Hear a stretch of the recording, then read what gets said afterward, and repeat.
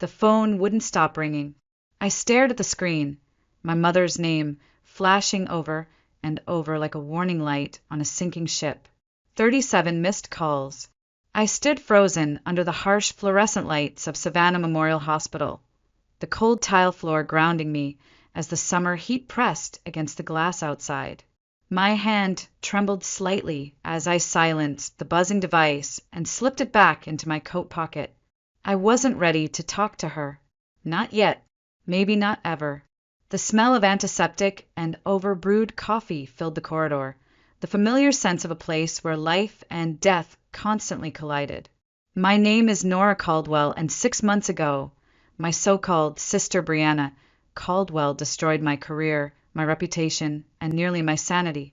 Now, after all the wreckage she left behind, they wanted me to save her life. The memory came back sharp and unrelenting. The humiliation of being escorted out of the Coastal Biomedical Research Institute, my personal belongings stuffed hastily into a cardboard box, my colleagues avoiding my gaze.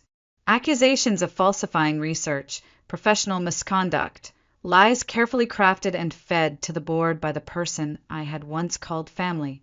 I clenched my fists as I walked down the hallway, past busy nurses and anxious families.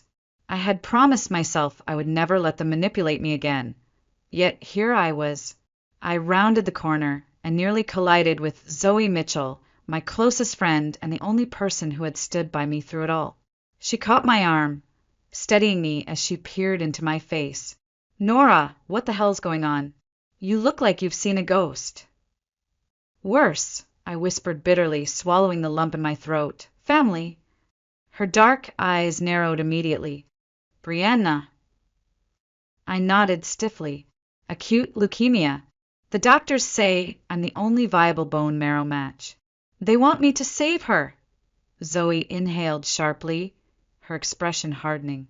"The same Brianna who sabotaged your grant funding? Who sent those anonymous complaints to the ethics board? Who manipulated Kayla Foster into testifying against you?" "The very same," my voice cracked as I leaned back against the cold wall, the weight of the situation pressing down like a vice around my chest. I barely noticed when my phone buzzed again. Another call. My mother, Eleanor Caldwell. I glanced at the message preview.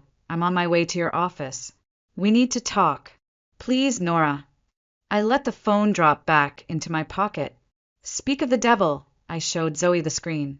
"Want me to stay?" she asked gently.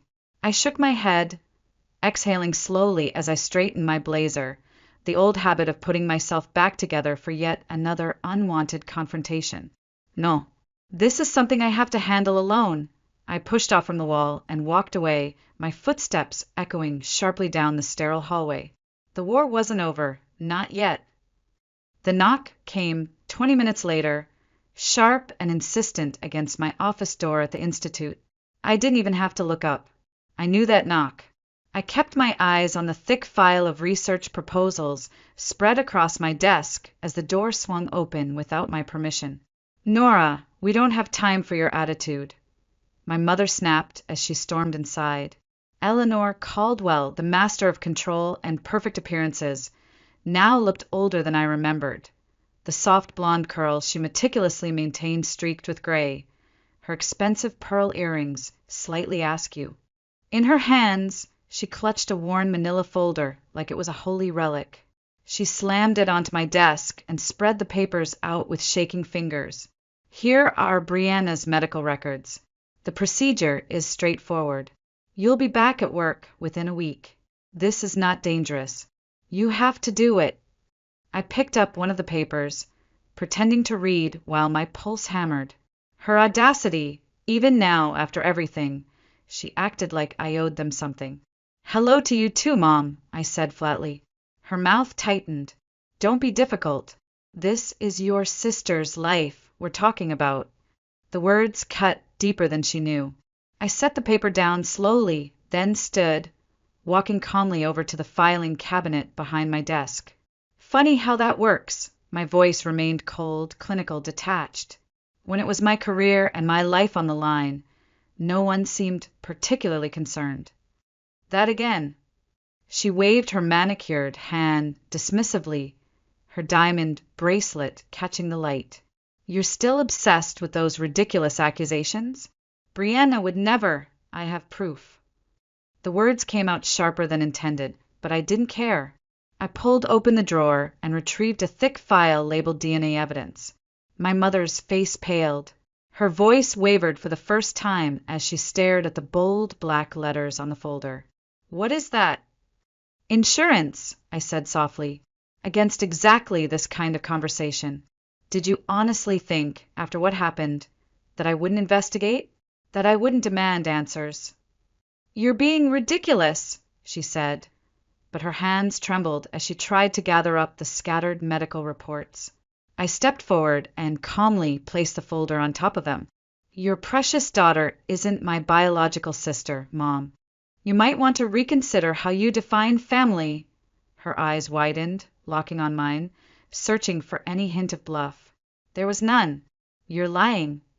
I opened the folder and slid the printed results toward her, pointing to the highlighted section. Paternal DNA markers. 0% probability of shared paternity. Brianna isn't Charles Caldwell's child, and we both know my father. Dad would never have suspected. My mother staggered back a step, as if I had physically struck her. I felt nothing. No guilt. No regret. Just cold, clean relief. I suggest you think very carefully about what secrets you're willing to have exposed. I continued, my voice low and deliberate. I will give you my answer in 3 days. Until then, I recommend you stop trying to manipulate me. The tension snapped as my mother yanked her designer handbag off my chair and stormed out without another word, her heels clicking frantically down the polished hallway. Like a queen retreating from a battlefield, she never thought she'd have to fight. I waited until the door clicked shut behind her before sinking back into my chair. My hand hovered over the file as the weight of what I held settled into my chest. I flipped to the last page. There, in stark black ink, lay the undeniable truth that would tear my family apart. Brianna Caldwell wasn't just the woman who betrayed me. She wasn't my sister at all. The next morning, I sat at my dining room table staring at the spread of ancestry results and genetic lineage charts scattered between 2 half-empty coffee mugs. Zoe hovered behind me, arms crossed, scanning the documents over my shoulder. Your dad was Swedish-American, right? She asked quietly. Through and through. I traced my fingers over the long string of Nordic surnames, then down the sharp, undeniable line of Hispanic markers on Brianna's paternal side. There's no way Charles Caldwell was her biological father. Zoe leaned in, tapping a specific highlighted section. Look here. According to the ancestry timeline, your mom worked at Savannah Memorial Hospital the year these markers trace back to. There was only one male attending physician of Mexican descent at that time. I froze. The name stared back at me like a punch to the chest. Dr. Miguel Alvarez, Chief of Surgery, Savannah Memorial Hospital. Zoe, I whispered, my throat dry. Already did. She smiled grimly. I found him. Still here in Savannah. Still Chief of Surgery. Never married. No known children.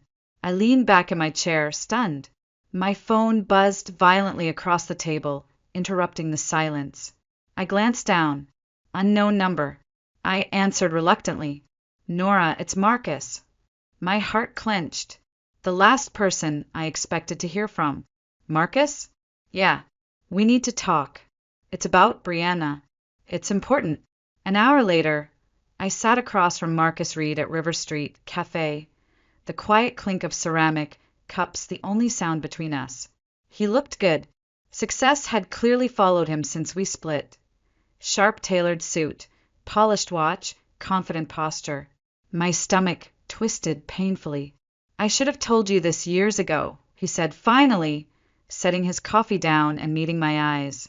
The week before we broke up, Brianna came to my office. She said you were cheating on me with Mike, my business partner. I stared at him, stunned, every muscle in my body locking in place. What? She had photos, Marcus continued, guilt heavy in his voice. You hugging him outside that sushi place downtown. She claimed you'd been meeting him secretly for months. I was so angry, I didn't even listen to you. I closed my eyes, the memory crashing back. That meeting had been the night I told Mike the investors approved funding for Marcus's startup. It had been a surprise, a gift. Marcus shook his head slowly. Mike confessed everything last year. He told me the truth. I know now you were innocent. I know Brianna staged the whole thing. I pressed my palms hard against the edge of the table, fighting the burn of betrayal and humiliation. She destroyed my career and my relationship, and for what? To take everything you had. His voice dropped as he reached for his phone. There's more. Last week, out of nowhere, Brianna contacted me again, told me she was sick, needed money for experimental treatments. Even hinted at getting married again, said it would help with her insurance coverage. I sat back in stunned disbelief, while rising in my throat. While she was begging me for bone marrow, she was also trying to trap you into marriage for health insurance. Marcus nodded, his expression darkening. I told her no. I exhaled sharply and stood, grabbing my purse. Thank you, Marcus, for telling me. Better late than never. As I stepped outside into the humid savannah air, my phone buzzed again. A message from Zoe. Got something. You need to come home. Urgent. I hurried back to my apartment, my heart hammering. Zoe barely waited for me to close the door before spinning her laptop around. Look. She pointed at the screen. Hospital records. 1991. Dr. Miguel Alvarez worked directly with Eleanor Caldwell for 6 months during her nursing rotation. I stared at the grainy scanned records, realization slamming into me like a freight train. He's her father, Zoe nodded solemnly. I called the hospital, he's still working. And Nora, he deserves to know. My phone buzzed again. Unknown number. I answered hesitantly. Nora, this is Dr. Miguel Alvarez. I believe we may need to speak. I stood outside Brianna's hospital room, my hand resting lightly against the cold metal frame. The soft beeping of monitors, the faint scent of antiseptic, and the distant murmur of nurses formed the unsettling soundtrack of this moment. Zoe touched my arm gently. You don't have to do this, she whispered. Yes, Ido. I smoothed my blazer out of reflex, the same habit I had perfected before every major research presentation, every grant meeting, every critical moment where I had to steel myself against judgment. I pushed the door open slowly. The room was dimly lit, the blinds drawn tight against the bright Georgia sun. Brianna sat propped up in bed, her skin pale and drawn, but her hair perfectly styled, her silk robe matching the trim of her designer pajamas. Even now, even facing death, she maintained her curated image. Without looking up, she spoke in that familiar, clipped voice. Well, look who finally decided to show up. Come to play the hero. I stayed near the door, arms crossed tightly against my chest. I came to give you my answer in person. At that, Brianna finally glanced up from her phone, her practiced smile faltering when she saw my expression. The answer is no. The phone slipped from her hand onto the white blanket. For a heartbeat, she just stared at me, eyes wide. You can't be serious. Dead serious! I moved a step closer, my voice low and controlled. Consider it karma. Her laugh was hollow brittle. Karma? For what? You're still bitter over that little misunderstanding with your job. I could feel the heat rising in my face despite myself. You destroyed my reputation. You sent Kayla Foster to lie under oath. You contacted the board anonymously and fed them false documents. 5 years of research gone. My career gone. All because you couldn't stand that I might succeed at something you couldn't control. She rolled her eyes and waved a delicate hand dismissively. Oh, please. You're always so dramatic, Nora. That research was going nowhere, and you know it. I did you a favor. My hands clenched into fists at my sides. Don't you dare rewrite what happened. A nurse peeked into the room, her brows furrowed. Everything all right in here? Brianna's tone instantly softened, sugary sweet. Just fine. My sister was just leaving. I waited until the nurse withdrew, then stepped closer to Brianna's bed, my voice sharp as steel. Not quite yet. I want to hear you say it. Admit what you did. Tell me why. Brianna's gaze shifted away. The false confidence drained from her posture. Her shoulders sagged ever so slightly. You really want to know, she whispered bitterly. Because you deserved it. You were always so perfect, so smart, so dedicated. Poor little Nora, working day and night while I had to keep up appearances. I had to outshine you. I had to make sure I came first, no matter what it took. The words stung, even though I had suspected them for years. I stared at her coldly. By sabotaging me? Her lips twisted into a sad, tired smirk. By understanding how the world really works. Talent, integrity, none of that matters. What matters is who you know, who you can manipulate. I learned that from Mom. I reached into my coat pocket and pulled out my phone. I tapped twice and held the glowing screen toward her. Want to hear something interesting? I'm dying, Nora. I don't have time for your games. Make time. I turned the screen fully toward her. See these genetic markers? I pointed to the highlighted section of the DNA report. They show paternity probability. Brianna stared hard at the display. The color slowly drained from her face as realization dawned. What is this? Proof, I said calmly. You and I don't share a father. You're not Charles Caldwell's daughter. Guess Mom's been keeping bigger secrets than just our feud. You're lying. I slipped the phone back into my pocket. Am I? Ask her yourself. Watch how she reacts. But do it soon, Brianna. You're running out of time. Her voice cracked as desperation crept in. Just do it for Mom. Be useful for once. I leaned in close, locking eyes with her. You sound just like her. My tone hardened, final and cold. But here's the thing. I'm done being useful. Done being the family doormat. You want my bone marrow? Earn it. Her voice dropped to barely a whisper. How? I straightened up slowly. Confess. The fake emails. The false reports. The lies about me and Marcus. Write it all down. Sign it. Notarize it. Maybe then we'll talk. Tears welled at the corners of her exhausted, fever-bright eyes. You'd let me die over this? I stared at her, feeling the weight of years of cruelty, betrayal, and manipulation settle firmly behind my words. No, Brianne. I'd let you die because you've never once faced consequences for your actions. I turned for the door, my hand steady now, my resolve clear. You have 3 days. Think about my offer.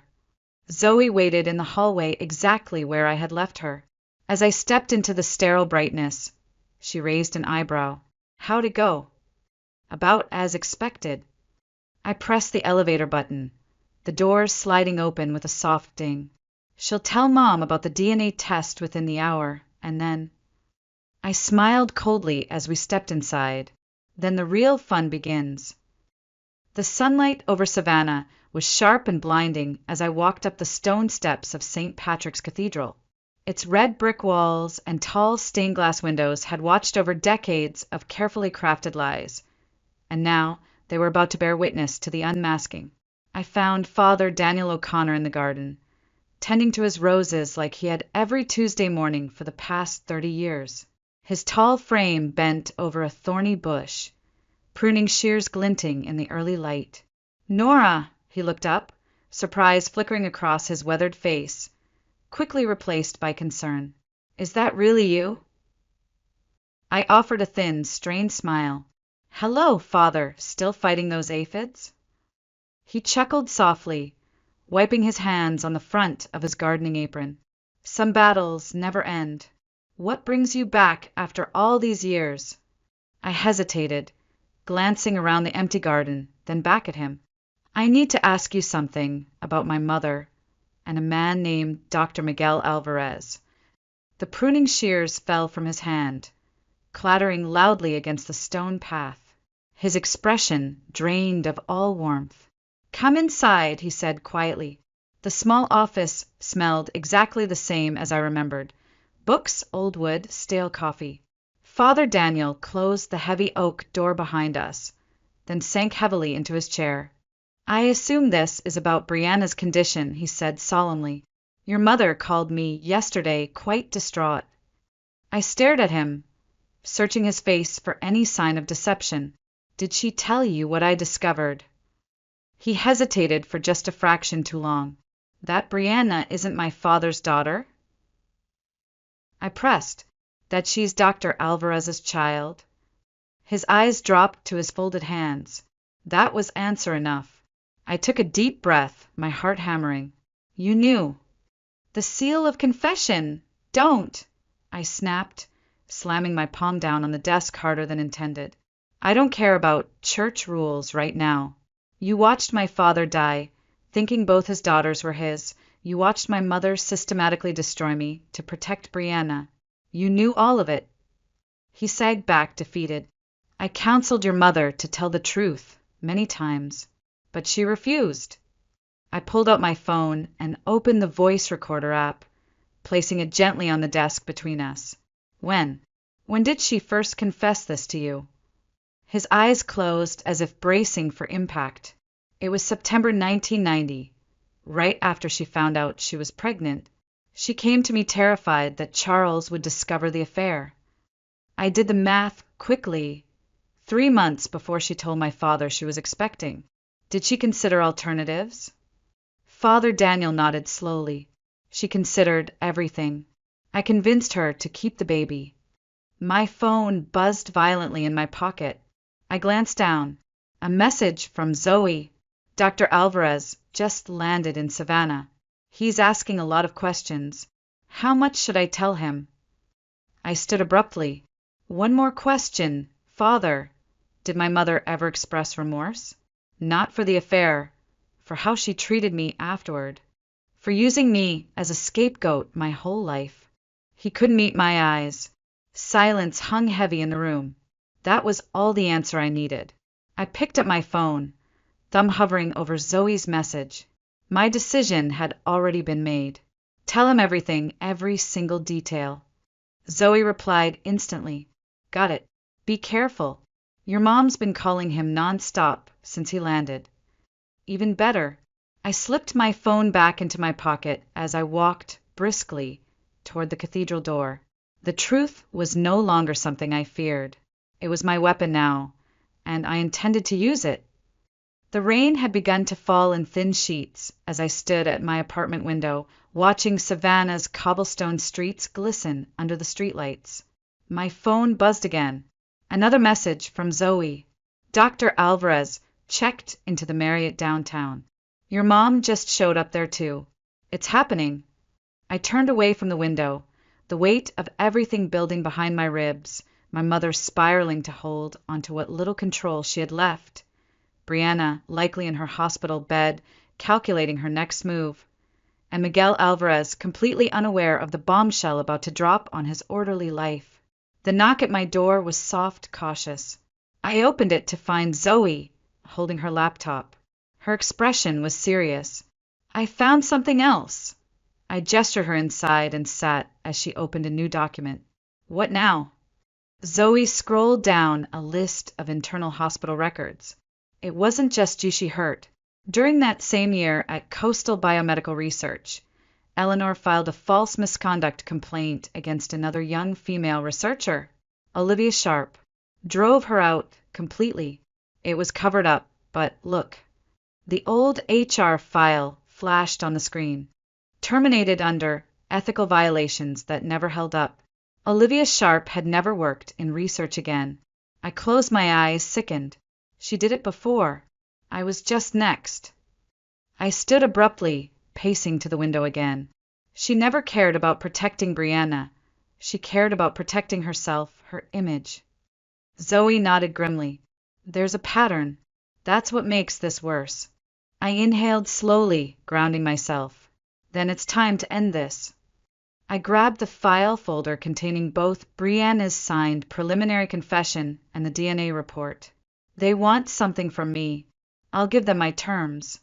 The hospital conference room smelled faintly of bleach and desperation.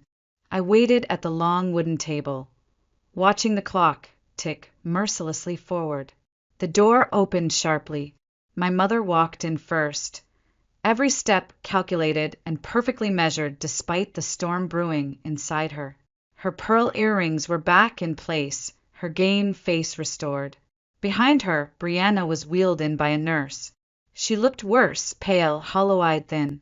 The designer robe had been replaced by a standard hospital gown. She gave me a bitter smile, the last remnants of false superiority barely flickering. I stood slowly, meeting them both with even calm. Let's talk terms. Eleanor dropped heavily into the chair across from me. You can't possibly be serious. Oh, I'm very serious. I slid the papers onto the table. You get my bone marrow under 3 conditions. Their eyes flicked nervously to the documents as I laid them out one by one. First, full public confession from both of you. My mother acknowledges the affair with Dr. Alvarez, the deception of Charles Caldwell, and the false accusations that destroyed my career.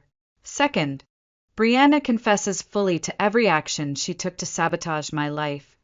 The falsified complaints, the fake photographs, the fabricated relationship lies, all notarized and delivered to every institution and publication that blacklisted me. Brianna opened her mouth to object, but I raised my hand, cutting her off. Third, Dr. Alvarez is to have unrestricted access to Brianna if he chooses to pursue a relationship as her biological father. No contacte bloques, no manipulação, no interferência. My mother's perfectly controlled mask cracked just slightly. You're blackmailing us. I leaned forward, meeting her gaze coldly. I learned from the best. The door opened again and Zoe stepped inside, silently taking a seat along the wall as my witness. The room fell deathly quiet. The only sound was the rain tapping steadily against the window and the soft beeping of Brianna's heart monitor as she stared down at the papers with shaking hands. You have until tomorrow at noon, I said finally. No signatures, no donation. I stood and gathered my things, my voice sharp and calm. You taught me everything I know about power plays. Now it's my turn. The hospital conference room felt colder the next morning. It was early, barely 7 a.m. The sky outside still a bruised violet as the sun struggled to rise over the savannah skyline. I sat at the same seat, the same stack of papers in front of me, hands folded calmly as I waited. The door swung open sharply. My mother entered first, tightly clutching her designer purse like a life raft. Her posture was rigid, chin lifted as though she could hold the weight of everything crashing down with sheer force of will. The nurse wheeled Brianna in next. She looked worse than yesterday. Fragile, sunken cheeks, deep dark circles under her eyes. Yet even now, even at rock bottom, I caught the faint flicker of defiance in her expression as she avoided my gaze. The last to enter was Dr. Miguel Alvarez. His presence was undeniable. Tall, poised, immaculate in a tailored charcoal suit, but with hard lines of pain and betrayal carved deep into his features. When his dark eyes landed on my mother, they burned with fury barely contained. Let's begin, I said, sliding a set of printed DNA results across the table. Everyone in this room has questions. Today we get answers. Miguel spoke first, his voice tight with barely controlled emotion. Stephanie, how could you keep my daughter from me for 32 years? My mother flinched at the use of her first name. I was protecting my family. By destroying mine? His hand slammed onto the table, papers jumping under the force. I had a right to know. You were married, she fired back immediately, almost reflexively. I was divorced, he snapped, chest heaving. You knew that. We talked about it. The night his voice cracked as he glanced toward Brianna. The night everything changed. The monitor beside Brianna beeped steadily, filling the thick silence. I told you I miscarried, my mother whispered. You lied. His voice shook with disbelief. You let me transfer out of state, thinking our child never existed. I cleared my throat and pushed Brianna's confession across the table. Speaking of lies, let's discuss the other half of this nightmare. Brianna paled as I began to read aloud from her written admission. I falsified research misconduct claims against Nora Caldwell. I collaborated with Kayla Foster to fabricate evidence. I contacted Marcus Reed with fake photos to destroy Nora's relationship. Stop. My mother stood abruptly, her voice trembling. This isn't necessary. Yes, it is. My voice sliced cleanly through the air. This is the moment of reckoning for both of you. I slid the second page across the table. Tell them, Mom. Tell everyone how you groomed Brianna since childhood to believe I was her enemy, to believe she had to destroy me to win your approval. My mother's lips parted soundlessly, then closed again. Her hands trembled violently as she sank back into her chair, eyes glassy and defeated. Dr. Alvarez lifted the letter, reading silently, his expression darkening line by line. His knuckles whitened against the paper. You used our daughter as a weapon, he said at last. You turned her against her own sister. They're not sisters, my mother snapped impulsively, the words exploding from her like venom. She clapped a hand over her mouth a second too late. The room froze. Even the steady beep of the heart monitor seemed to hesitate. I inhaled slowly, turning my gaze toward Brianna. No, we're not. My voice softened. And now we all know why. Brianna's face crumpled, tears streaming silently down her hollow cheeks. I never knew about any of this about him, about you. I only knew what Mom told me, but you knew what you were doing when you destroyed my career, I said evenly, unflinching. You knew what you were doing when you tried to steal Marcus. Brianna nodded miserably, shoulders shaking as she wiped her face with trembling fingers. Because she said you'd always try to overshadow me, that you'd use your success to prove I was worthless. Enough! Dr. Alvarez's voice cracked like a whip, sharp and unforgiving. Stephanie, you're going to face legal consequences for paternity fraud.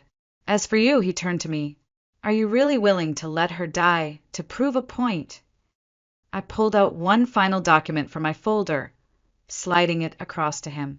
No, I'm willing to donate under very specific conditions.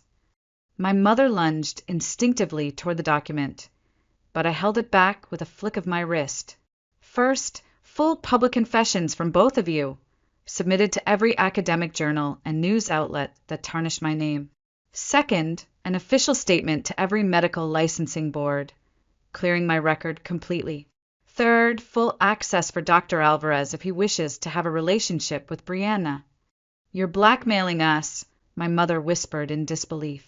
I met her eyes, voice low and unwavering. I'm using the only language you ever taught me.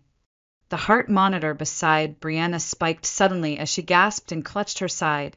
A nurse rushed in immediately. Her blood pressures dropping, the nurse barked. We have to move her now. As they prepared to wheel Brianna out, she grabbed my hand weakly. Her skin was ice cold against mine. I'll sign anything, just please help me. I stared at her for a long, silent moment, past the manipulation, past the betrayal, to the frail woman underneath who had finally cracked. You'll tell the truth about everything? Yes, she whispered desperately. I'm so tired of lies. Then, I said softly as they pulled her away, I'll help you. Dr. Alvarez stepped close to me as the door swung closed. His expression softened just slightly. You're a stronger person than I could ever be. I shook my head, exhausted. No, I'm exactly what they made me. Zoe approached with the final paperwork in hand. Everything's ready for both the donation and the confessions. I gathered my coat and bag. Good, let's finish this. The sterile white walls of the hospital room glowed softly under the afternoon light, filtering through half-drawn blinds. I sat motionless in the visitor's chair by the window, staring blankly at the Savannah skyline. Rain streaked across the glass like silent tears. The procedure had gone as planned. The Marrow donation left me sore, exhausted, but strangely satisfied. My phone buzzed against the armrest. I picked it up slowly, already knowing who it was. "Have you seen the headlines?" Zoe's voice crackled with barely contained excitement. I leaned my head back against the cool wall and closed my eyes. "I have. Prominent researcher cleared of misconduct," the first article had proclaimed that morning.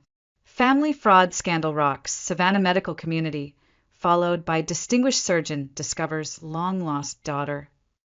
Every journal that had blacklisted me was falling over itself to retract their statements, apologize publicly, and offer back the opportunities they had so easily stolen. "It's amazing what the truth can do," I murmured, rubbing absent-mindedly at the bandaged spot on my hip. "Brianna's responding well to treatment," Zoe added more softly. "Her latest tests came back good." I opened my eyes and stared out at the rain. "I know. Are you going to visit her?" Before I could answer, the doorbell rang unexpectedly.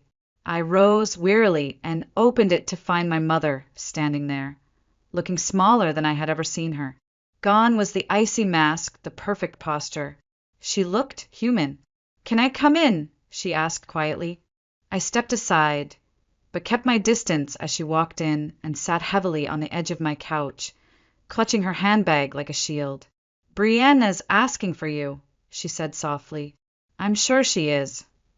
"Nora, please!" My mother looked up at me, her eyes hollow, her voice shaking. "I know I don't deserve your forgiveness. I probably never will. But I am sorry. For everything." I said nothing. Slowly, she reached into her purse and pulled out a worn leather photo album. "I found these while packing up the house. Before I sell it," I frowned. "You're selling the house?" She nodded, brushing an invisible wrinkle from her skirt. "Dr. Alvarez's lawyers suggested it, to pay for Brianna's ongoing treatment and reparations to you." I opened the album slowly, my breath catching unexpectedly at the images. Me at elementary school science fairs, clutching trophies. Birthday parties where we both smiled before everything fractured. Family holidays frozen in snapshots of a life that now felt like fiction. "I destroyed something precious," my mother whispered, her voice breaking. "Something that could have been beautiful." My phone buzzed again. A text from Dr. Alvarez. "Brianna's latest tests look good. She's asking about you again." I closed the album slowly, rain still tapping softly against the window. The war was over, but the scars would remain. The hospital room was brighter this time, sunlight spilling warmly across the crisp sheets, chasing away the shadows that had lived there for weeks. I stood at the threshold, heart tight in my chest. Brianna looked up when I entered. Her face had color again, her eyes clearer than I had seen in years. She smiled faintly, a hesitant, fragile thing that didn't quite reach her eyes. "You came," she whispered. I did. I walked to the chair beside her bed and sat. Zoe lingered by the door, watching quietly. Brianna reached shakily toward the bedside table and pulled out a thick envelope. "Mom gave me her full confession yesterday. I know she gave you a copy too." I nodded. "Did you read it?" she asked. "Not yet." "It's worse than we thought," Brianna whispered, eyes glistening. "The things she did, the way she turned us against each other." I said nothing. Brianna stared at the envelope in her lap. "I know sorry isn't enough, but I am sorry. I don't know if we'll ever be what we were supposed to be, but I want to try and fix what I broke." I raised an eyebrow, waiting.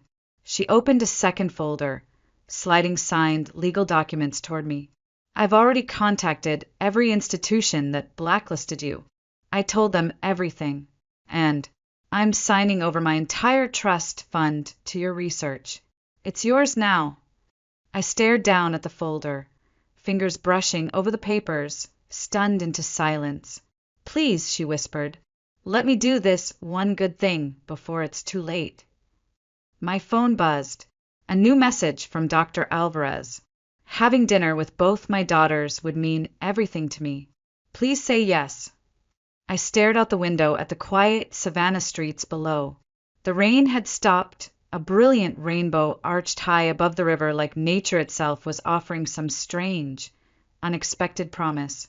"We can't go back," I said finally, closing the folder. "We can't be the sisters we should have been." Brianna nodded, her voice small. "I know, but maybe we can be something new, something honest." I stood and smiled, faintly for the first time in a long time. "Dinner," I said simply. "We'll start there." As I walked toward the door, Zoe touched my arm gently. "You okay?" I paused and glanced back at Brianna, the photo album tucked under my arm, the signed confessions a weight I was finally ready to carry. "No," I answered honestly, "but I will be."